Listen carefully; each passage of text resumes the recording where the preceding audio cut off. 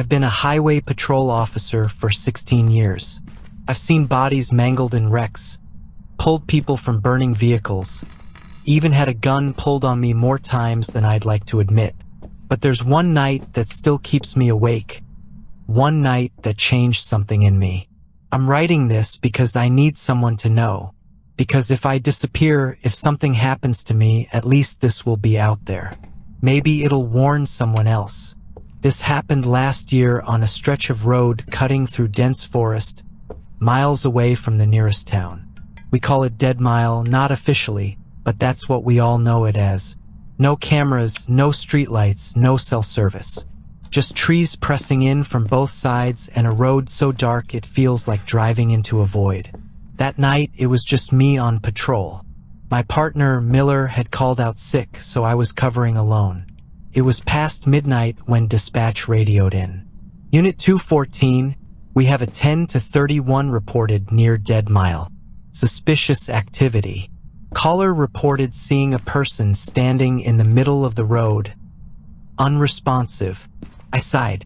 Drunk or junkie, most likely.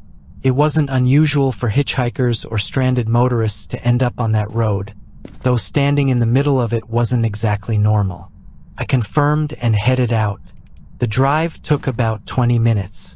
The deeper I went into Dead Mile, the more the world seemed to shrink. My headlights barely touched the trees, the darkness swallowing everything outside their reach. I slowed as I neared the marker dispatch had given me. That's when I saw her. A woman, standing center in the middle of the two-lane road. She was barefoot, wearing a pale, almost white dress that looked filthy, like it had been dragged through the dirt. Her long, dark hair hung over her face, hiding her features. She wasn't moving. I pulled to a stop a few yards away and radioed in. Female, mid to late 20s, possibly in distress. Attempting contact, I stepped out, hand resting near my holster. "Ma'am, are you all right?" Nothing. I took a cautious step forward. The silence was suffocating. No insects, no wind, just the quiet hum of my patrol car's engine. "Ma'am, do you need help?" Still nothing. I was about to call it in again when something about her changed. Her shoulders lifted, almost like she had just taken a deep breath. Then, in one sharp movement, her head snapped up. Her face was wrong. Her skin was too pale, almost gray under my headlights. Her lips cracked and stretched into something that barely resembled a mouth. But it was her eyes that sent ice through my veins. They weren't human, just black pits. My instincts screamed at me to move. I reached for my radio, but as I did, she took a step forward. Then another. Her head twitched unnaturally with each movement, her limbs bending in ways that weren't right. I drew my gun. "Stop! Don't come any closer." She didn't stop. I fired a warning shot into the air. The crack echoed through the trees, but she didn't even flinch. I'd seen men drop at the sound of gunfire, but she just kept coming. Then she smiled. It wasn't a normal smile. It was too wide, the corners of her mouth splitting as if her skin were tearing apart. Something deep in my gut told me to run. I scrambled back into my car and slammed the door shut, locking it out of instinct. My hands were shaking as I reached for the radio. "Dispatch, I need backup now. There's something..." I checked the screen. The radio was on. The frequency was right, but all I got was static. The patrol car's headlights flickered. Then the engine cut out. My breathing hitched. The temperature inside the car dropped, frost creeping along the edges of the windshield. My breath came out in visible puffs, even though it had been a warm night. I looked up. She was standing right in front of my car, her head tilted to the side, like she was studying me. Then, slowly, she lifted one hand and pressed it against the hood. I don't know how long I sat there, gripping my gun so tightly my knuckles ached. But eventually, the lights flickered back on. The engine roared to life. She was gone. I slammed the gas and sped the hell out of there. When I finally made it back to town, I radioed dispatch. The call had never been logged. There was no record of anyone reporting a woman on Dead Mile. No record of me calling for backup. The next day, I told Miller what happened. He looked at me for a long time before shaking his head. "You should have listened," he said. "To what?" He hesitated, then finally spoke. "There's a reason we call it Dead Mile." He pulled out his phone, scrolled for a second, and then handed it to me. The screen showed an old newspaper article. The headline sent a fresh wave of cold through me. "Local woman found dead on lonely highway." I skimmed the article. The details matched too closely: the location, the description of the woman. It happened in 1986. I don't patrol Dead Mile anymore. I told my supervisor I won't take calls out there, no matter what. But sometimes, late at night, when I'm driving the outskirts of town, my radio crackles. Through the static, I hear it. A whisper. "Help me."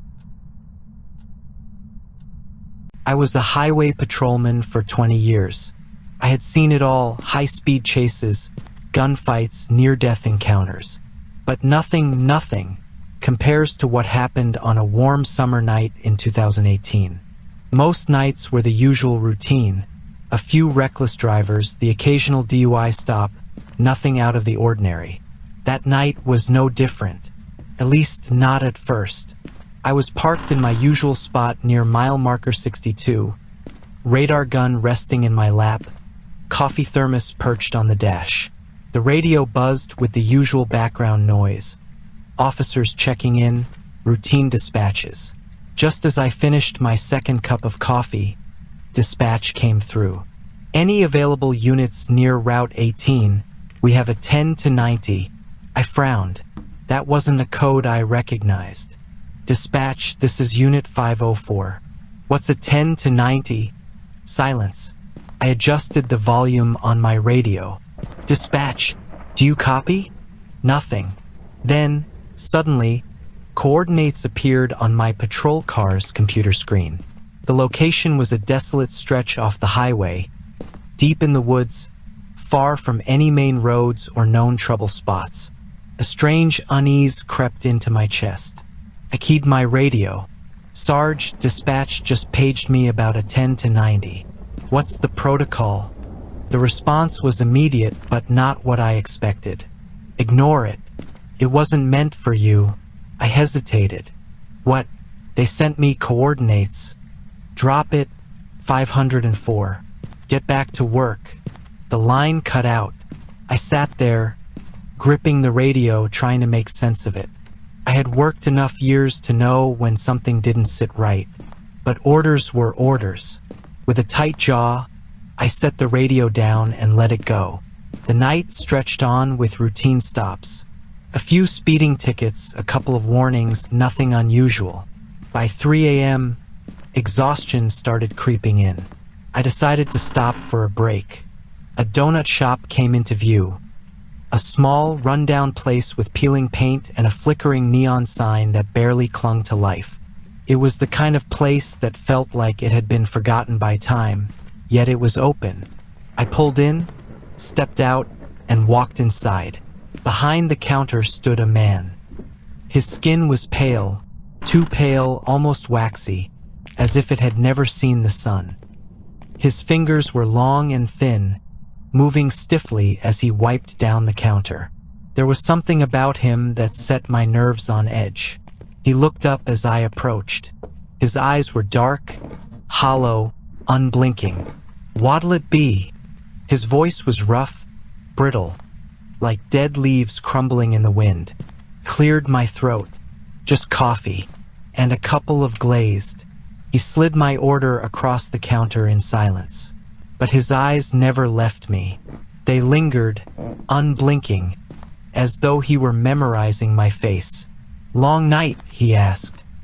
His lips curled into a slow, unsettling smile that never quite reached his eyes.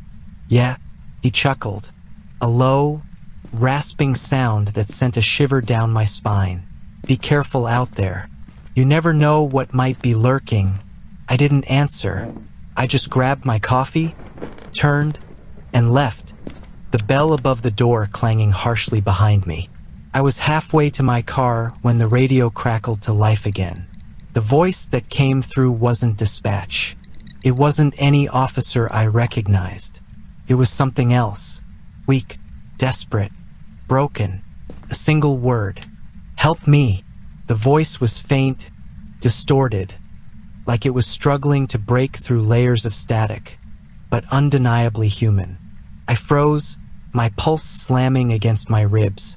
Dispatch, this is Unit 504. Did someone just broadcast a distress call? Silence. I tried my supervisor. Nothing. A cold weight settled in my stomach. Logic told me to let it go, to follow orders. But something deeper, something primal, clawed at me. I needed to know. Against my better judgment, I punched the coordinates into my GPS and started driving. The trip took 45 minutes, pulling me farther into the depths of the highway forest. The road narrowed, pavement giving way to dirt, my tires crunching over loose gravel. Towering trees loomed on either side, their twisted limbs reaching toward the road like skeletal fingers. My headlights carved a path through the suffocating darkness, but it felt like I was the only thing alive out there.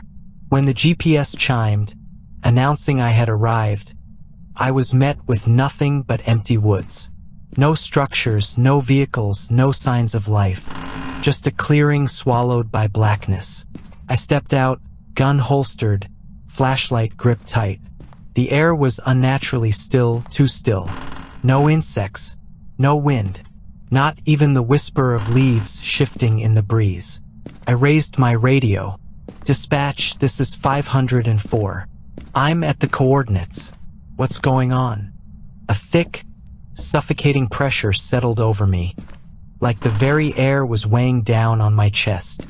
Then, behind me, the crisp snap of a twig. I spun, flashlight beams slashing through the darkness.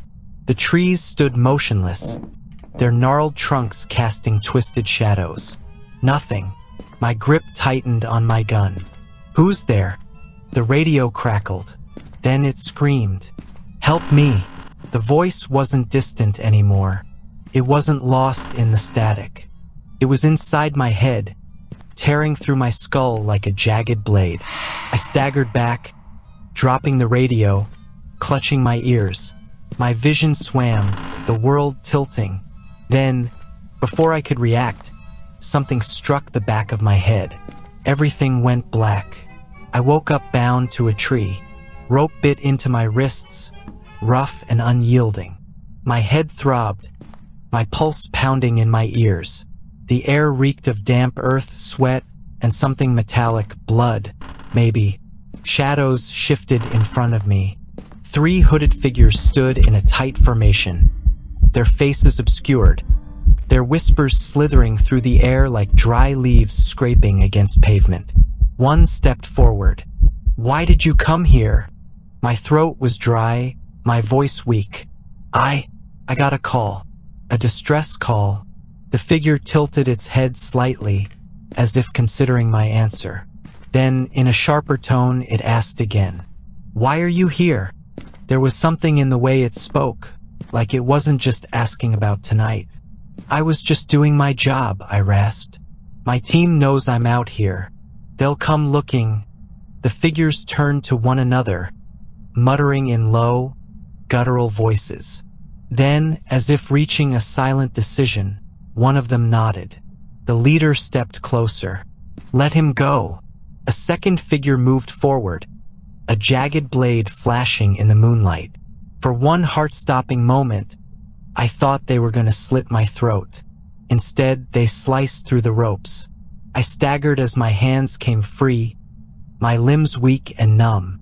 Take your gun, the leader murmured. Do not come back. I didn't need to be told twice.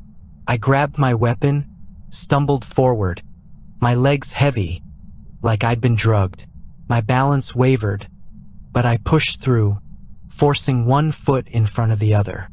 Then, As I reached the edge of the clearing, the shadows moved.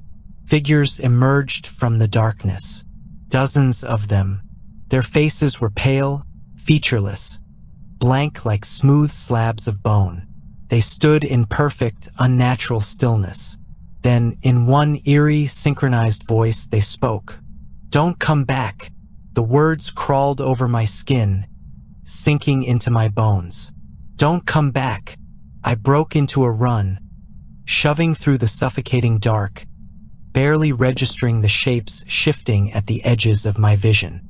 I reached my car, tore the door open, and threw myself inside. Gravel sprayed beneath my tires as I sped away, my hands gripping the wheel so tightly my knuckles ached. I didn't look in the rearview mirror. The next morning, I filed a report. My supervisor barely glanced at it before shoving it aside. "Exhaustion," he said. "Hallucinations. You've been working too many nights." He put me on paid leave, just like that. But I know what I saw. Even now, years later, I still feel them watching. I kept one of my radios as a reminder of that night. Most of the time, it's silent. But sometimes, in the dead hours of the night, when the world is still, crackles, and a voice whispers, "Help me." Sometimes it says my name. Tonight, I've made up my mind. I'm going back. I don't care what's waiting for me in those woods.